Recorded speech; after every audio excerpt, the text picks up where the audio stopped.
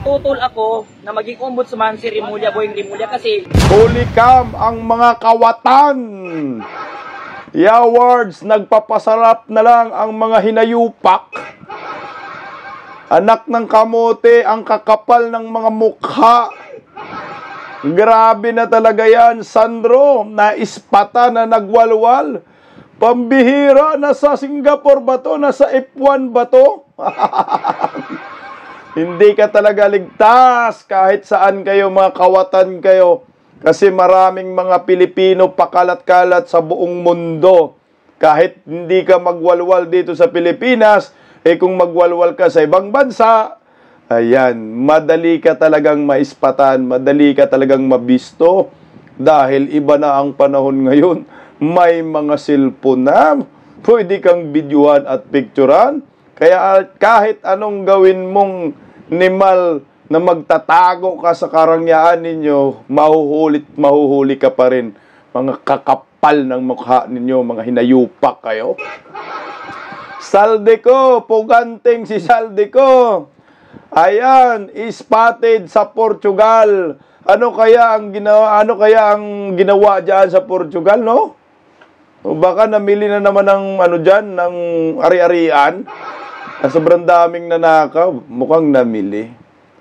Nagtatago ang buang ni Malo. Speaking of Saldico, ikakanta na si BBM. Kinakanta na si BBM talaga. Kaso nga lang, hindi direct approach, indirect approach yung ginawa. Pero pag-usapan pa rin po natin yan.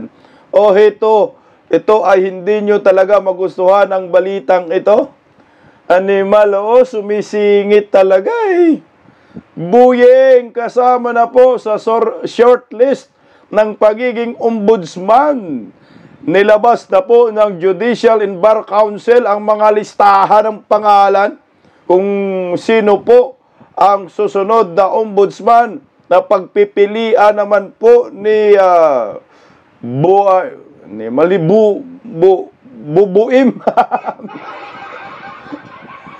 Utsa talaga naman Planado ang lahat. Grabe. Wala na yan. Sigurado na yan. Ang tawag sa kanya, Ombudsman Bunyeng Remulla. Grabe. Lahat na talaga, Lahat na ng kapangyarihan gusto nang mahawakan ng pamilyang Remulla. Nakabanas. Anak ng kagang, mantakin mo, From the Department of Justice na hindi pwedeng magiging DOJ dahil politician, in-appoint. Ngayon naman, lalo na sa ombudsman, kailangan hindi ka, political partisan. Ayan, ombudsman na. Ombudsman na talaga to, mga kabisdak. Wala na tayong dito. Wala na tayong magagawa eh. Kasi yung presidente, may sapi eh. Pero, siyempre, bago ang lahat, baka pwede lang baka pwede pa-subscribe naman yung mga bagong pasok dito. Pa-like, pa-share. At siyempre, pakipindot yung notification bell ninyo. Para lagi po tayong, lagi po tayong updated sa ating mga video. Baka sakali lang, abot tayo ng mga 500,000 subscribers. Pero, teka lang, meron akong i-search muna. Meron po na ako i-search.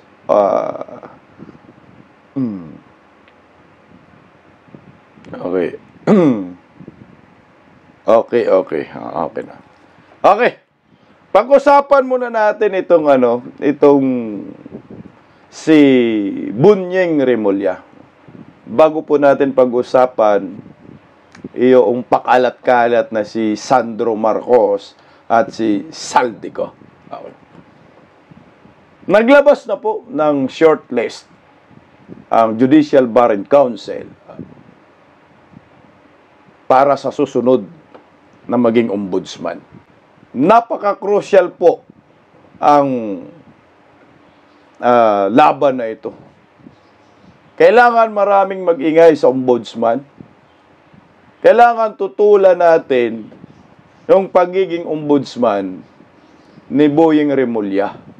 Kasi ito po yung magbibigay ng sakit ng ulo sa susunod na presidente ng Republika ng Pilipinas. Na alam na ho natin kung sino yung next president. Wala na pong iba. Masakit man sa tainga ng mga bubonistang, tanganistang, loyalista ni Ngagba, lalo na mga komunista, Penklawan, Dilawan. Pero, tanggapin nyo na po na ang next president ay si Vice President Inday Sara Duterte. Pakinggan po natin ang balitang ito. Ibinigay na ng Judicial and Bar Council sa Malacanang ang listahan ng mga pwedeng pagpilian ni Pangulong Bongbong Marcos para italaga bilang susunod na ombudsman. Kabilang sa 7 inirekomenda si Justice Secretary Jesus Crispin Remulla. Nakatutok si Joseph Moro. 7 sa 17 in-interview ng Judicial and Bar Council o JBC ang napabilang sa shortlist para sa mga inirekomendang pumalit kay nagretirong Ombudsman Samuel Martires. Yan ay sina Philippine Competition Commission Chairperson Michael Aguinaldo, Philippine Postal Corporation Chairman of the Board of Directors Stephen Cruz, Supreme Court Associate Justice Samuel Garlan, Deputy Executive Secretary Annalisa Logan, dating Supreme Court Associate Justice Mario Lopez, Sandigan Bayan Associate Justice Michael Musni, at si Justice Secretary Jesus Crispin Remulla. Sa impormasyong nakuha ng GMA Integrated News, 6 ang botong nakuha ni Aguinaldo, habang 5 ang nakuha ni Remulla, Logan at Garlan. 4 naman na boto ang natanggap ni Cruz, Lopez at Musni. Ibinigay na sa Malacanang ang listahan para pagpilian ni Pangulong Bongbong Marcos ng itatalagang bagong ombudsman. May hanggang October 25 ang Pangulo para pumili. Under the Constitution, si Presidente meron po siyang deadline of 3 months to appoint the next ombudsman from the date of vacancy. So na-vacate po yung ombudsman position last July 27. So si Presidente kailangan po siya mag-appoint by October 25. Well, I'll still be reporting for work here for sure tomorrow. Kasi marami pa kaming tinatapos.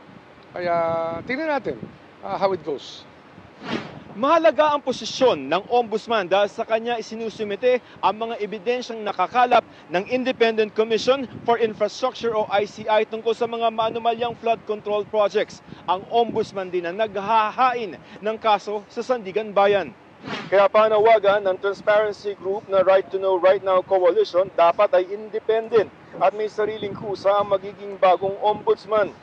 Isa marahil sa pinakamahalagang magiging desisyon ng Pangulo ng ating bansa ngayon ay kung sino ang hihirangin niya na ombudsman. Ang aming posisyon ay kailangan ay ang susunod na ombudsman is fiercely independent, thorough, proactive. Hindi pwede ang tamad na ombudsman sa susunod. Aside from siya magpa-file ng cases, pag may mga kasong ganito, hindi kailangang maghintay ng formal na complaint. Hindi niya kailangang maghintay na may complaint even. Hawak din ng ombudsman ang mga Statement of Assets, Liabilities and Net Worth o SALN ng pinakamatataas na opisyal ng gobyerno tulad ng Pangulo at Vice Presidente. Bagay na dapat daw isa publiko kahit hindi na kailangang i-request ito ayon sa grupo.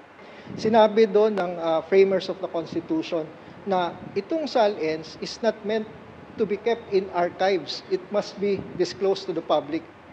Para sa Alam nyo po, ginagago lang tayo ng Judicial Bar in Council para sa akin. Putya, may mga sapak na ba kayo? Tingnan nyo Ito yung shortlist nila. Halatang hinabo lang po nila itong si Boyeng. Nasa pinakadulo, pang-7 si Boyeng Talagang hinatak lang nila. Alakala ko pa itong mga hinayupak na ito ay mga abogado. Judicial and Bar Council. Mukhang nandun si miyembro sa Judicial Bar in Council si Judicial in Bar Council si yung kamukha ni Dilima. Sino ba miyembro dyan? Mga ubob si Luistro, di ba? Miyembro ba dyan? Tangingot naman ho ninyo kung mga abogado kayo. Paano po ninyo nasama si Boying dyan sa shortlist? Sandamakmak na kaso sa ombudsman. Patong-patong. Tapos yung in-applyan niya na opisina, ombudsman, excuse me po, kung saan siya may kaso. Ginawa ho tayong mga tangingot ng mga hinayupak na ito. Wawa naman ang Pilipino pag ganitong klaseng mga abogago. Obvious na talagang gusto nilang gawing ombudsman si Boying Rimulya. Yan po yung direksyon ho ng gobyernong Marcos. Tiningnan po natin, pag tiningnan po natin yung boto, may boto-boto pa kayong mga buang na nalalaman. Yung magiging ombudsman naman yan, si Boying O meron pa kayong drama-drama, Judicial and Bar Council. Ako sa akin may magagawa kaya ang taong bayan dito? Siguro, mag-ingay na lang, mag-rally na lang, no? Para malaman ang tunay na yung damdamin natin ng taong bayan na ayaw natin na maging ombudsman si Boying. Pero kahit na mag-rally tayo dyan, hindi ka papapakinggan ng mga nakangiwi ang panga dyan sa Palacio de Polvoron. Tingnan mo si Michael Aguinaldo, ang boto niya ay 6 sa mga 6 sa 6 na mga Judicial and Bar Council member. Si Michael Aguinaldo.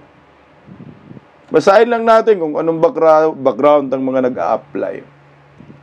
Si Michael Aguinaldo, Deputy Executive Secretary for Legal Affairs of the Office of the President under Noynoy Admin. So, Noynoy Kuyakoy din pala ito, Dilawan.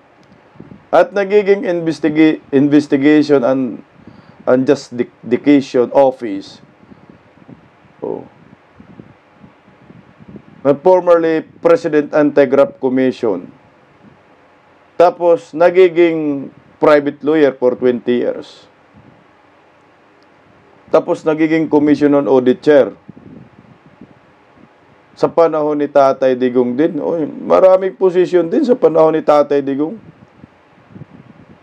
Mukhang okay si Michael Aguinaldo, no? Nandyan man, nagkaroon ng posisyon sa panahon ni Tatay Diggs. External audit for the World Health Organization. He worked as chairperson of the Commission on Audit from 2015 to 2022. Mukhang pwede, no? Si Michael Aguinaldo. Ito naman isa. 4 yung nakuha niyang boto. Si Stephen Cruz. Si Stephen Cruz, ano bang nito, background? Check natin. Si Stephen Cruz, yung na lang niya, yung work experience, na yung education. He began his career as a legal officer in the office of former President Ferdinand Marcos. Tuta ni Marcos to. He served presiding judge of the Lucena Regional Trial Court. He worked Associate Justice of the Court of Appeals. He also worked as law professor of various institutions. Ito, tuta to ni Marcos. Ayaw natin dyan. Huwag ka na, Stephen. Si Samuel, sino to? Itong isa si Samuel. Ano ang background ni Samuel? Samuel Gaerlan. Okay. He was one of the concurring justice when pork barrel scam mastermind, yung panahon ni Janet Napoles. He authored the 2022 ruling of the Supreme Court which acquitted ex-mayor Lorenzo Carrizo. Tapos, he penned the very recent ruling of the Supreme Court in bank, which abandoned the second lesser rule. Mukhang neutral to si Erlan. Ano boto niya? 5-6. So, pwede to, no? Pwede yan. Yung number 1 si Michael, tapos itong si Samuel, pwede. Pwede yan sa akin. Ito naman, yung babae na nakakuha ng boto 5-6 din yung boto niya. Ayaw natin to. Si Annalisa Lugan. Tingnan mo naman anong background niya. So mukhang tatlo yung pagpipilian ni ni Bangag. She has very extensive law practice in civil and criminal litigation, family labor, human settlements, justification, commission cases, corporate and commercial. She served as lawyer of various financial technology companies, real estate development, entitled and non-government organization. She is currently serving as Deputy Executive Secretary Legal Affairs of the President Buang.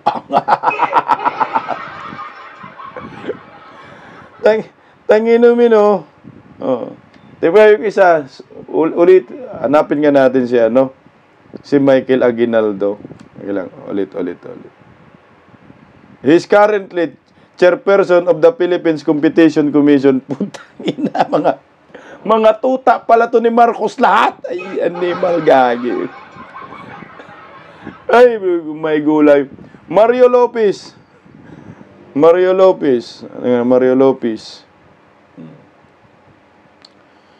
He was appointed, ito, medyo okay ito.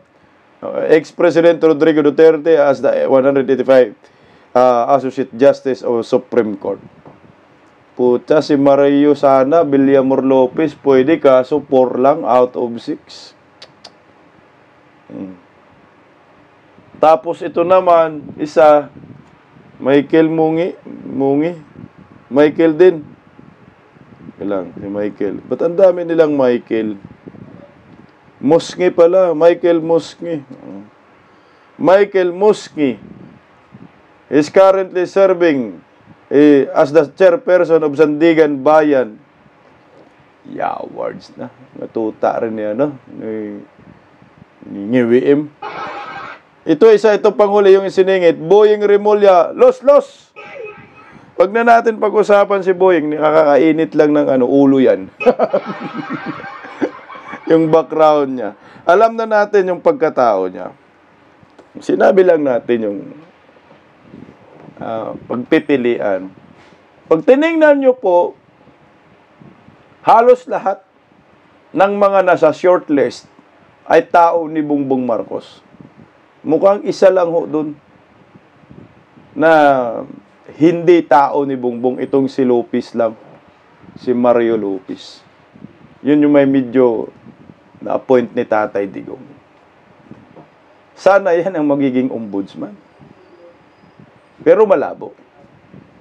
So, ibig sabihin sa 7, isa lang yung medyo independent kay Bongbong Marcos. Lahat ay dependent. So, kumbaga, kahit sinong pipiliin, yawards, lahat hawak sa panga ng IWM. Pero okay na ho siguro yung iba. Wag lang si Boying Remulla. Kasi pag si Boying, alam na natin yung pagkatao nito. Anong sabi? Anong plano nila ni Bongbong Marcos? I-convict si Vice President Inday Sara para hindi makatakbo sa 2028 presidential election. Ito po dapat ang ating intindihin. Kasi pag naging ombudsman ito, maraming kababalaghan na gagawin itong si Boying. Siyempre, unang-una na yung kaso niya. Automatic yan, ibabasura yan. Ang ginawa nila kay former President Duterte, yung sinampang kaso ni Baste, di ba, na kidnapping. At sinampahan din po ito ng disbarment ni Mayor Baste. Matik na yan. Mababasura na lahat. Ganito ang Pilipinas ngayon, under bangag admin. Lahat, posible. Walang imposible. Basta gusto nila, magagawa ho nila. Pero bilib po ako dito. Sa isa grupo na ito, maisog din po ito. Nagrally po sila sa harap ng ombudsman.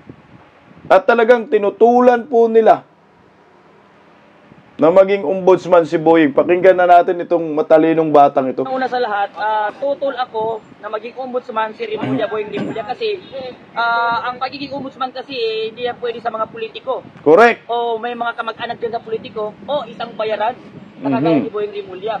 Kasi ang ombudsman po, independent po yan. Yan ang dapat mag-imbestiga doon sa mga magnanakaw. Ngayon, correct, kaya gusto ni Boying Rimulya na magpa-appoint dyan sa ombudsman para yung mga magnanakaw, si Galvin at ang mga amo ng magnanakaw ay mailayo dito sa mga nakawan sa gobyerno at ang ipapresenta nila para mabura yung mga Duterte na alam naman natin na sila ang nagpaganda sa ating bansa. correct. Yan yung purpose ni Boying Rimulya. Kasi si Boying Rimulya, tutayan Tutayan. Kahit isang truck pa ang subpina o warranty padala ninyo, sasabihin ko na si Boying Rimulya tuta at hindi siya pwedeng maging ombudsman.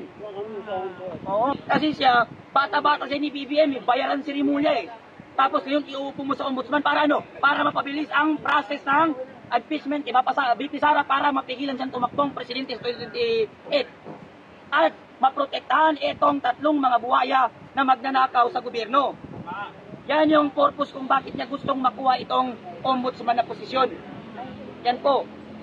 Nakakayaya naman po sa isang public servant na mamumuno ka, yung pinamumunuan mo ay ayaw sa'yo. Narinig mo, Boyeng? Nakakahiya naman po sa isang public servant na mamumuno ka sa isang institusyon na yung pamumunuan mo, ang mga tao dyan ayaw sa'yo.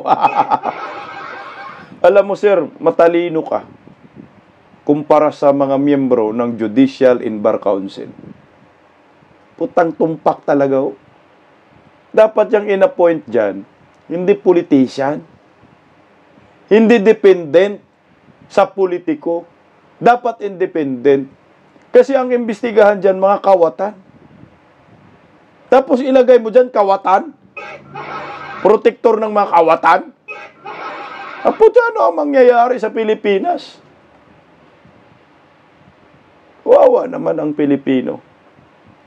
Sa ginawa ho ng gobyernong ito, wala na.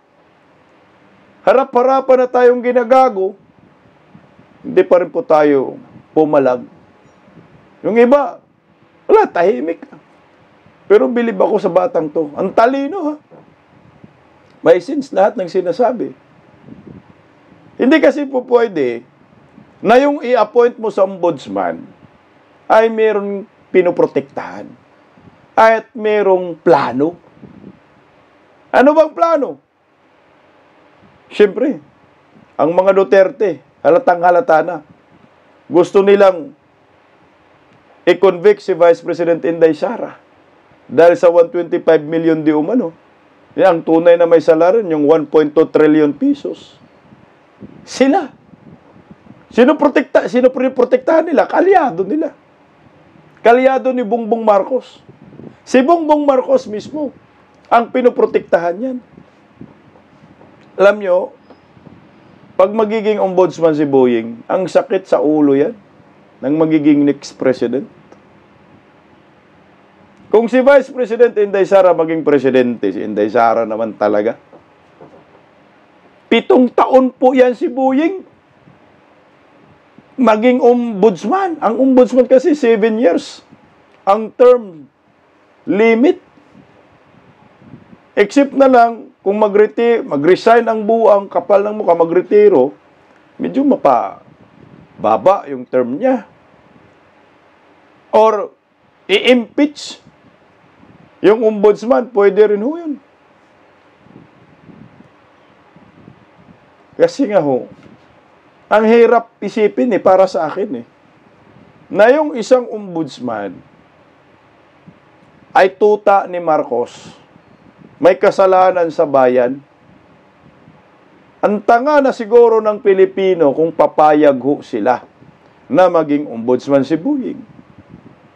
Kahit alam na po natin na yung direksyon ni Bongbong Marcos ay i-appoint talaga si Buying.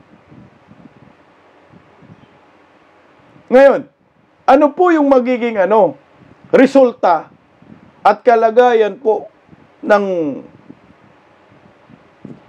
mga politician na kalaban ng mga Marcos pag si Buying na po ay maupo?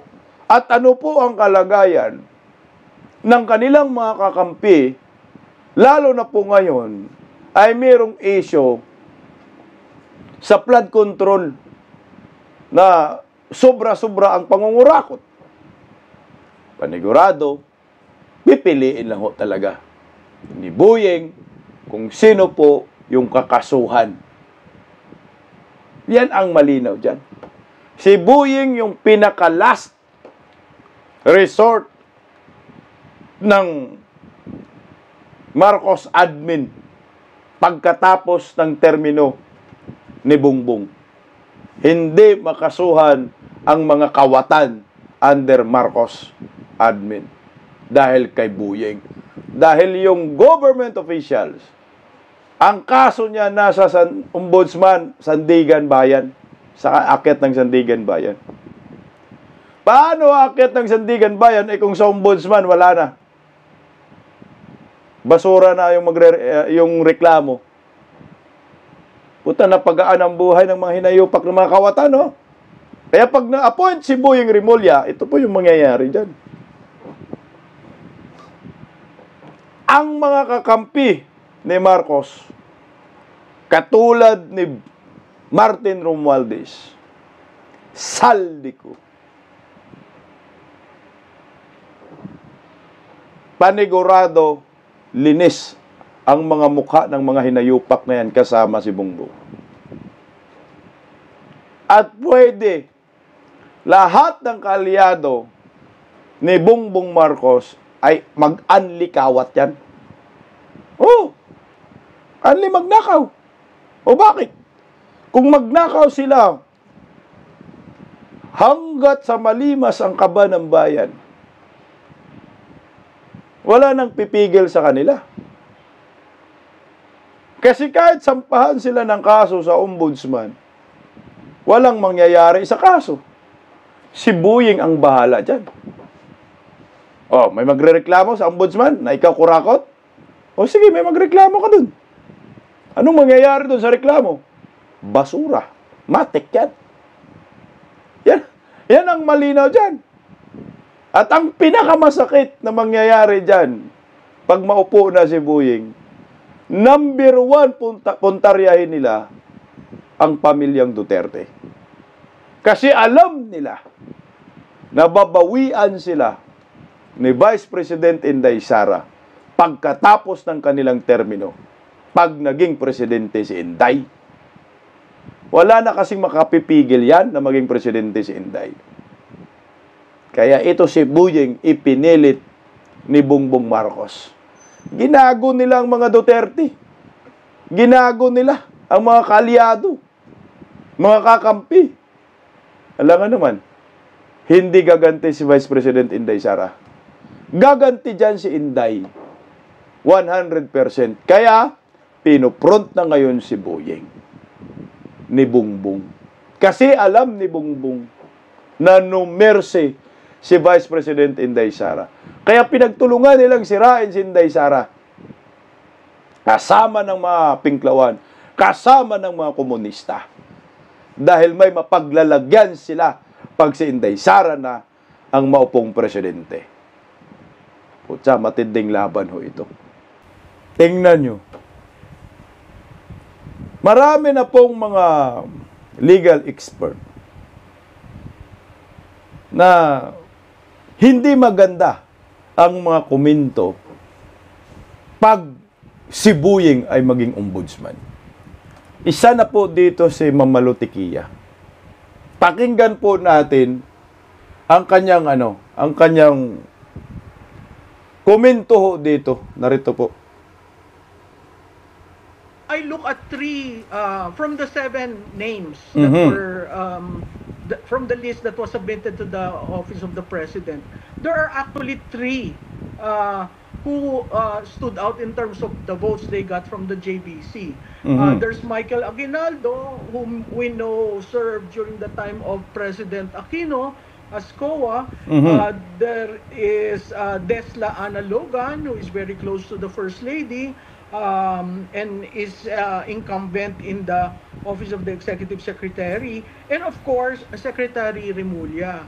No, si Aguinaldo got 6, which is the highest. I don't know if that will be a metric for the president to consider, but considering that there was an undocketing order issued by the current ombudsman, which actually swept all the issues, all the cases filed against Secretary Remulla from September 9 to 16. That actually paved the way for him to receive a clean bill of health. Now, what are the chances? Mismo kapatid na ng Pangulo nagsasabi, ito na, siya yung mahahalal. Why is it very important?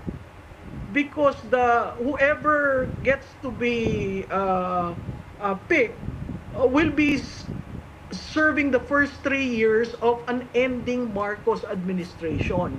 So, yung mga kasong ifo-file, meron kang friendly o ally na ombudsman.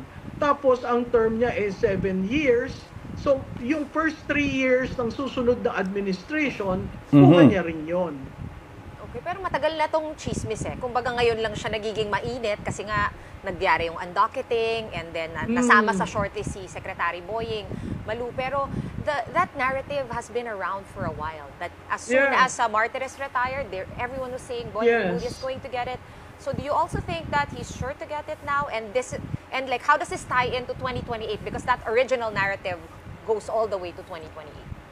Well, I think he will be picked by the president. Unless, ang problema lang dan, they have to be quite conscious of the impact of such a pick to the anger of the public. Correct. Kasi mas lalong magagalit ang taong bayan na, ba't naman ito pa? Pwede mo naman kunin yung iba. I mean, there's a very good guy, si Sandigan Bayan Associate Justice Michael Musni. He is already in the system eh. So alam niya, kung Sandigan Bayan, sa ombudsman ka, alam niya kung paano aayusin yung mga problema sa ombudsman. So yung galit ng taong bayan, at i-appoint mo si Buying, Secretary Remulla, baka maging double whammy yun sa administration. Baka lalo mas magalit. Imbis na kumalma at meron tayong protector. Why? When he hasn't been involved and he has been actually saying the right things, he's been vetting the witnesses from the Senate Blue Ribbon Committee, why do you think there will be a backlash? What does si Boying Remulla represents the administration. Correct. He was there. He was the SOJ when former President Duterte was shipped to The Hague, and he justified everything as being legal. So that's one. Secondly, what happened to his son? Third, Remulla name in Cavite is not lily white. So when you look at things, you need an ombudsman who can do the job and without much political baggage. So either Michael Aguinaldo, who appears to be a technocrat, and this Desla Ana Logan might probably be in contention if they check the pulse of the public in terms of getting Secretary Remulla as ombudsman. Sagutin ko lang to si Sis Darilon. Halatado talagang dilawan, no? Mga pro-komunista talaga yung mga hinayupak na to, no? Sabi, bakit daw magagalit ang taong bayan pag si Boying ang magiging ombudsman? No? Dahil hindi naman daw kasama si Boying sa doon sa flood control. Mga tungaw kayo. Simple lang ang word na gamitin natin dito, Sis Darilon. Dapat ka independent. Yung ombudsman, wala dapat political partisan. Sino si Boying? Sige nga. Diyos ko. Para naman tanga tong mga hinayupak na mga reporter na ito. Si Boying, kung legal ang pag-uusapan magagalit ka. Unang-una yung kaso ng anak niya, nakasuhan na damputan ng ng Mary Jean. Putang ina, dapat nga hindi na yan nagiging Department of Justice Secretary. Dapat nga nag-resign na siya kung may delikadisa pa siya. Kaso nga lang, kapal nga ng mukha ng mga hinayupak O, tingnan mo dyan pa lang, hindi ka iinit dyan. Pangalawa, politiko. Diyos ko, animal naman talaga yan. Pangatlo, tuta ni Bongbong Marcos na ngayon may pakana sa mga flood control projects na naghugas kamay, ang linis nga Pangapat, may mga kaso, mga buang. Tang-inumi naman to, mga reporter. Ang hindi magagalit dyan, mga dilawan. Oo, hindi talaga magalit. Hindi magagalit dyan, mga komunista. Sure yan, hindi talaga magagalit. Kasi nga, gusto nila si Boying maging ombudsman para bubugbugin ng bugbugin ang mga Duterte. Kaya hindi yan magagalit sila. Yan ang maliwanag dyan Pero yung mga ordinaryong Pilipino na medyo malawak ng pag-iisip, baka iinit ang mga dugo kay Boying at kukulo yung dugo. Yan ang isa sa mga nakita ko. Maliwanag ho dyan. Isa na tayo dyan, animal, sarap nyo sindihan ng kandila, mga anak ng kamote. Ganon na ba talaga tayo kaubob? Paano si Saldico? Paano makakasuhan si Saldico? Mga hinayupak kayo. Tingnan mo itong si Saldico, pag si Boying umaupo, ewan ko kung makasuhan pa nila si Saldico na ngayon spotted sa Portugal, pakaway-kaway pa. Wala, nakita ka pa rin Saldico, nagtatago ka. O baka naman, si Saldico magiging tuluyan ng magiging collateral damage para pang takip. Kasi binubugbog na nila ngayon si Saldico, di ba? Na si Saldico daw ang maging mastermind. Hindi nga si Saldico ang may utak ng lahat ng korupsyon under Marcos admin. Kasama ka dito, Boboem. Kasama ka dito, Martin Romualdez. Pero ngayon, pag maupo yan si Boying, wala na, quits. Baka bigay ni Saldico yung isang eroplano kay Boying, wala na, babay na. Pero pag ibabaon talaga ng Marcos admin si Saldico, pag naging ombudsman si Boying, alam na di Saldico, ikanta mo na rin ho itong si Bongbong Marcos. Huwag kang pumayag na ikaw lang ho ang makulong. Nako, naka-front na si Boying. Tuluyan mo nang ikanta itong si Bongbong Marcos kasi meron siyang pagkanta. Kaso nga lang, indirect approach, hindi direkta. Yung approach, pakinggan natin ang balitang ito. Kumbaga, pag pinag-usapan natin tong sinasabi po ni Saldico, na hindi naman ako mastermind dito secession. Oo, yun na nga. Kaming lahat. Binalik na naman niya sa Kamara, pati sa presidente. ulit na. Pati sa presidente actually, pati sa Pangulong Marcos Jr., nadamay na dito. Sinabi niya, alam niya, pinagbutuhan naman natin to, di ba? It was signed by the president. May ganun siya. Pinirmahan ng presidente to Nakita niyo yung depensa niya? Oo. Sabi niya, hindi ko to magagawa without the knowledge and approval of both chambers of the houses. May punto siya. Alam mo yung ganong tinatawag nilang kakorrupt na budget, isang tao lang ba gagawa nun? I have to agree with him. Hindi pwedeng mag-isa lang siya. Sabi ng mga dito, kinakampihan mo na si Saldico. Hindi ko siya kinakampihan. Banggitin mo doon yung pangalan ni Romualdez. Pinabanggit ko ngayon. Ayun na nga yung sinasabi ko kanina. Kung hindi natin mapapauwi si dating Congressman Saldico, baka po pwede nating ipatawag at pagpaliwanagin yung mga sinasabi dito ni Saldico. Correct. Ng mga hindi ko kaya mag-isa to. Yung ating budget ay inapprove ng both houses. Sa akin dito kasi yung pangangatwiran na yan, ano na ho yan eh. Sa akin, hindi, given na yan. Oo, panigurado. Ito ho kasi yung example na kayong mga miyembro ng Kongreso, bago kayo huwag kayong pumayag na lumabas yung BICAM report today, boto kayo mamayang gabi, wag na. O tingnan nyo, no? Dito pa lang eh. Paano makasuhan yung mga binabanggit dyan ni Saldico?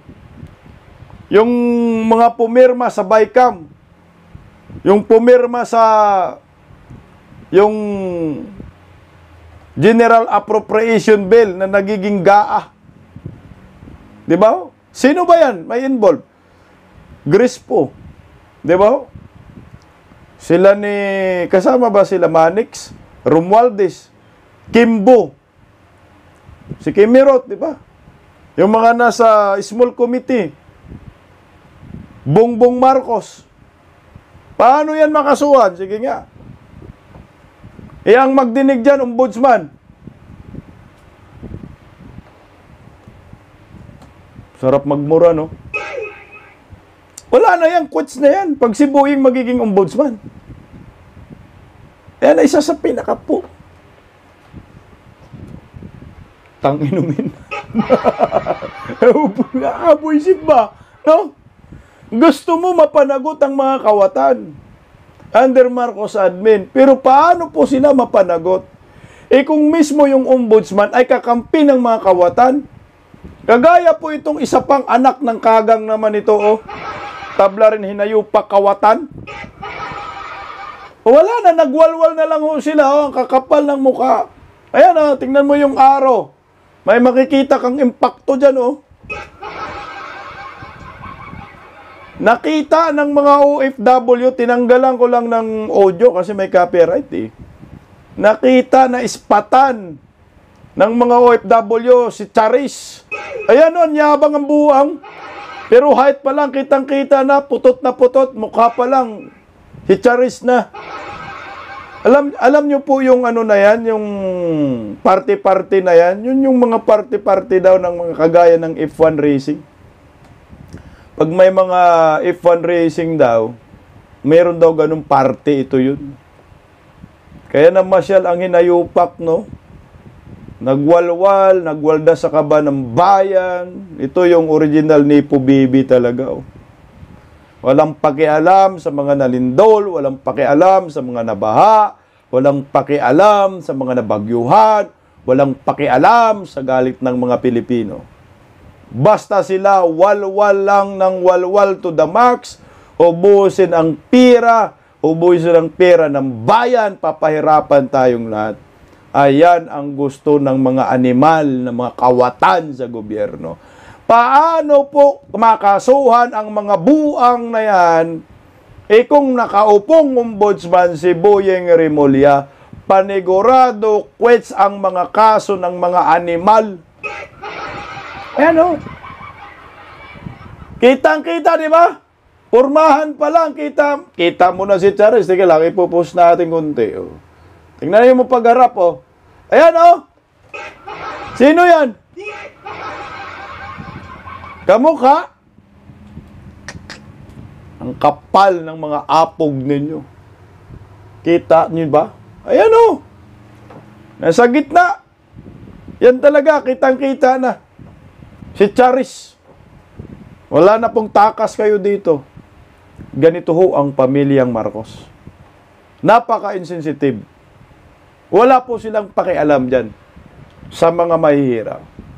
Gawin nila, magwaldas, magwalwal. Wala kayong pakialam. Ito ay karangyaan na po. Sobra-sobra ang buhay po nila yan. Hindi pwede yan sa isang public servant. Nasa batas po yan. Bakit hinayaan po natin ito? May magagawa pa ba ang taong bayan dito? Ang bububo na kasi ng Pilipino talaga, nabububo dahil kay NGWM. Lalo na mga komunista. O tingnan mo, nagka-problema na nga ho tayo ngayon. Dahil sa mga dilobyo, sa corruption, pero sila masaya pa rin. Kasi nga, hindi na ho sila makakasuhan. Dahil ang maging ombudsman ang upo si Boyeng Remulla.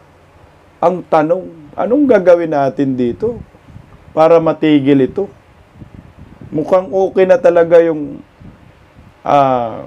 snap election ni Senador Alan Peter Cayetano. Pero natakot ang mga animal sa sinasabi ni Senador Alan Peter Cayetano na snap election. Kinontra talaga ng mga alipuris ni Bangag ito. Political reset. Yan ang pinalutang ni Senador Alan Peter Cayetano dahil sa umiinit na flood control scandal. Pero ang panawagan niyang snap elections agad tinabla ng ilang kapwa senador. Narito ang agenda report ni Lyja Bonzo. Sa gitna ng tumitinding isyu ng korupsyon, dapat nang mag-resign ang matataas na opisyal ng gobyerno mula Pangulo hanggang sa mga kongresista. Yan ang minumungkahi ni Senador Alan Peter Cayetano na sinabing snap elections ang solusyon para walang drama, walang excuses at walang recycling. Isang clean slate para raw sa mga Pilipino. At imbis daw na people power, sakripisyo dapat ang gawin ng mga public servant. Pero para kay Senate President Pro Tempore Panfilo Lacson, ang pagpapakulong sa mga tiwaling opisyal ang solusyon, hindi snap elections. Yan din ang posisyon ni Senate President Vicente Tito Soto. What do you do with those who are newly elected and have no bad records? What do you do with them? Idadamay mo. We will be entering something like uncertainty and chaos in the political world. Dagdag ni Soto, kailangan ng buksan sa publiko ang deliberations ng Independent Commission for Infrastructure para maibalik ang tiwala ng tao. Sa panig naman ng COMELEC, iginiit ni Chairman George Erwin Garcia na hindi makapagsasagawa ang poll body ng snap elections kung walang batas na nag-uutos nito. Huling nagkaroon ng snap elections sa bansa noong February 7, 1986 na pinatawag ng ama ng Pangulo na si former strongman Ferdinand E. Marcos. Nabalot ng mga irregularidad ang botohan at nagsilbing mitsa ng EDSA People Power Revolution na nagluklok kay Cory Aquino sa kapangyarihan. Yan na lang uli, snap election para people power uli. Si Lacson talaga, no, at saka si Tito Soto, mga tuta talaga, no, ni Romualdez. Ang bubo, no. Kaya nga mag-snap election tayo. Kasi nga, animal eh. Pag hindi mapalitan nitong si Bongbong Marcos, paano mo mapanagot yung mga kawatan? Eh yung upong yung ombudsman, si Boyeng na eh. Umasa pa kayo, may mapanagot? Wala na. O kailangan snap election. Paano daw yung mga malilinis? Putsa, nagsalita yung mga malinis, ang dodomini nyo. Eh di tumakbo sa snap election. Kasi guys, wala na pong mangyayari sa Pilipinas pag si Bongbong Marcos pa rin ang presidente. Meron nga pong napabalita ang kudita. Eh tinanggi naman din ng sabi ng Armed Forces of the Philippines. Browner, wala daw kudita. Ayaw rin naman natin ng kudita. Gusto natin peopleware pa na tama ang direksyon. Huwag yung peopleware pa ng mga dilawan. O ito, pakinggan natin si Browner. Not under my watch. Yan ang sagot ni AFP Chief of Staff General Romeo Browner Jr. sa umano'y nilulutong kudeta laban kay PBBM. Tinabla rin ng PNP ang panawagang bawiin na ang suporta sa Pangulo. Narito ang agenda report ni Francis Colve. May panawagan sa mga sundalo, pulis at reservist na kumalas na kay Pangulong Bongbong Marcos at pababain siya sa pwesto sa gitna ng isyu ng korupsyon kaugnay sa mga flood control project. Tuldukan ang korupsyon sa Pilipinas! Sa mga kilos protesta noong September 21, ilang retiradong general at mga dating sundalo ang sumama sa marcha sa Gate 4 ng AFP headquarters sa Camp Aguinaldo sa Quezon City. Una nang inamin ni AFP Chief of Staff, General Romeo Browner Jr., na may kumausap sa kanya na ilang retiradong general para bawiin ang suporta kay PBBM. Sa POCA Forum, sinabi ni Browner na tila katulad noong EDSA 1 at EDSA 2, lumakas ang pagkalampag sa militar. There were some recruitment activities, so to speak, of, sad to say, some of them retired officers of the AFP trying to reach out to the younger officers, trying to reach out to the commanders, reaching out to me even, no? And convincing us to intervene through several means. Maaring through a coup d'etat as written, a military junta, in order to come up with a reset for the entire Philippine society, or withdrawal of support.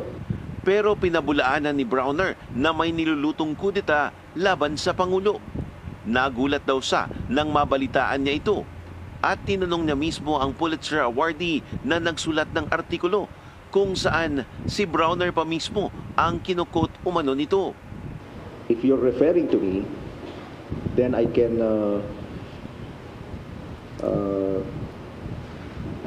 tell you directly that I did not talk to any religious group. I did not plan a coup d'etat with the Secretary of National Defense, directed by the CIA. Giit pa ni Browner, itinuturing ang coup rumors na litmus test sa mga sundalo. We had this experience twice already, but look at where it brought us. We are still here.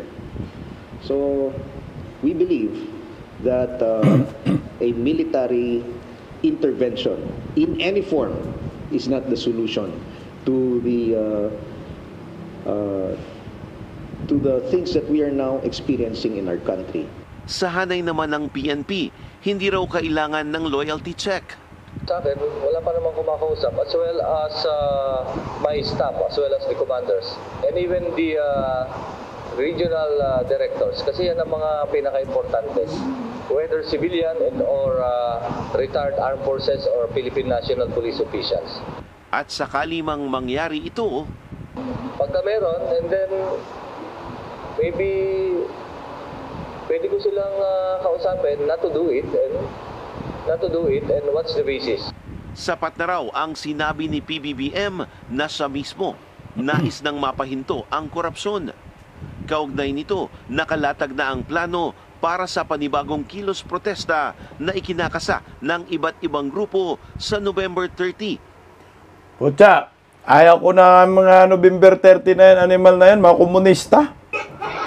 Yan ang problema sa atin, hindi po tayo nagkakaisa sa ating ipinaglalaban eh.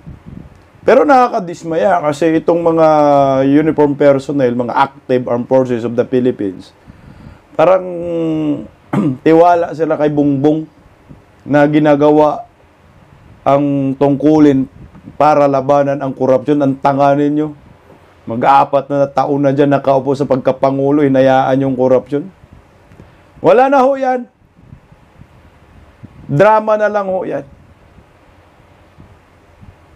Browner, sana maisip mo na mali na, sobrang mali na ang ginawa ng gobyernong Marcos sa Pilipinas.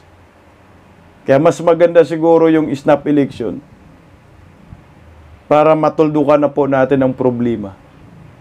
Kasi po yung people power, babagsak talaga ekonomiya. Pero kung yan naman talaga ang tanging paraan para matuldukan ang problema sa korupsyon at makulong ang mga nangungurakot, kagaya ng Nepal, kagaya ng Indonesia, bakit hindi? Kaso ang problema, magkaiba tayo ng sigaw. May panggulo na mga mukha ng mga komunista. Kagaya kahapon. Okay na ho, walang problema yung panawagan eh. Busina, laban sa mga kurakot. Kaso ang problema, sino yung mga nanawagan? Puta, mga komunista. Mga lasalista. Pero may mga komunista. Mga miyembro ng komunista din eh, wala rin. Putang ina. Tayag ka ba na yung magrarally sa kalsada, mga komunista? O ito, nakakainis oh. Ayan oh.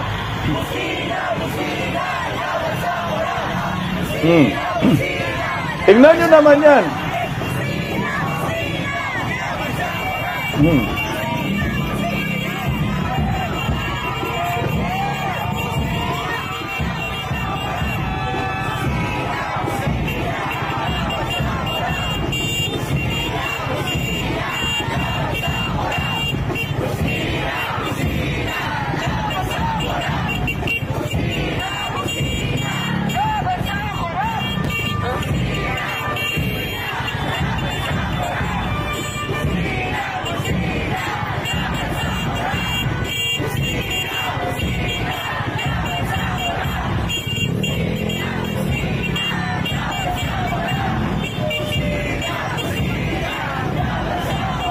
Tingnan nyo yung ibang mga watawat dyan. Putya. Tingnan nyo ha.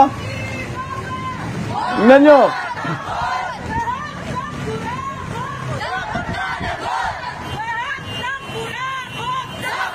Tingnan mo naman yung watawat nila. Yung placard, Duterte panagutin. Sa dulo, kabataan pantilis. Diyos ko.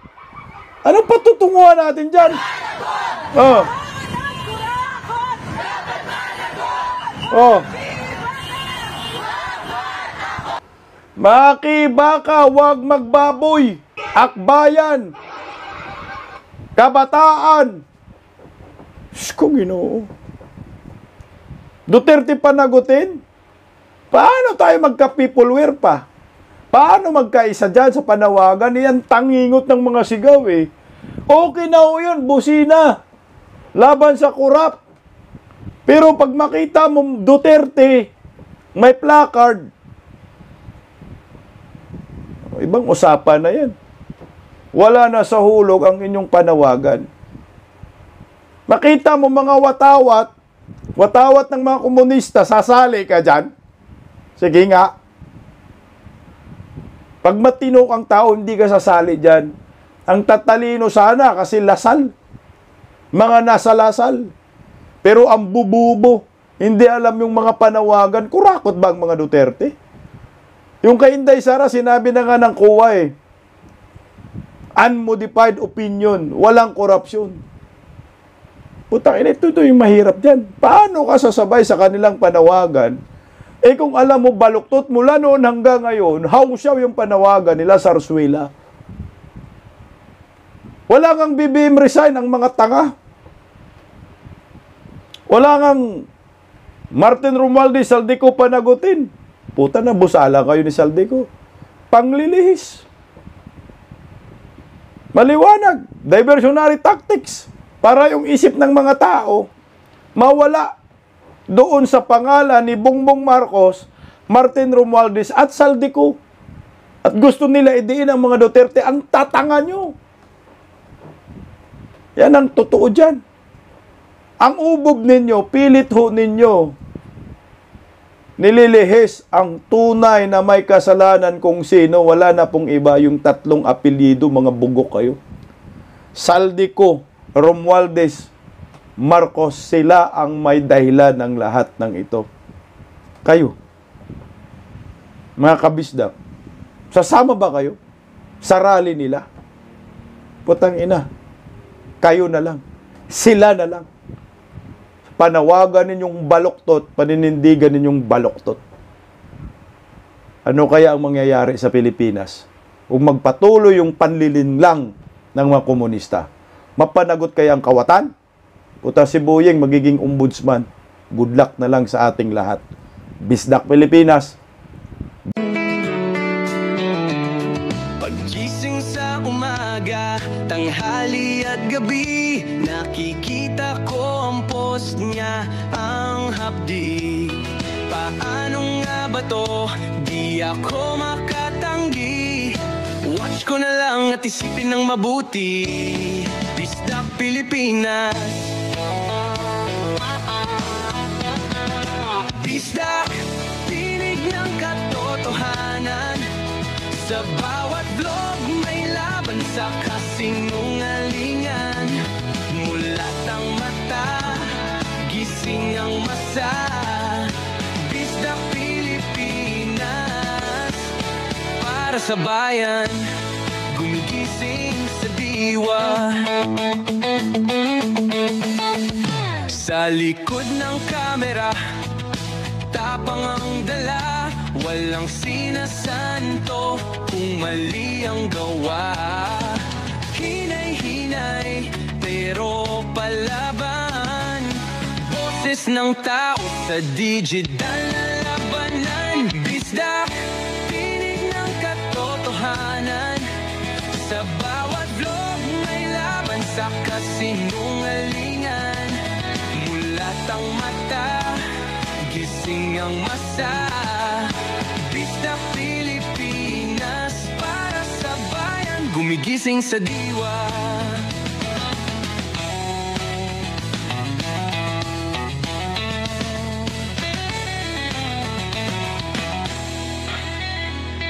Hindi artista, hindi politiko, pero ang katotohanan, sigaw niya ay buo.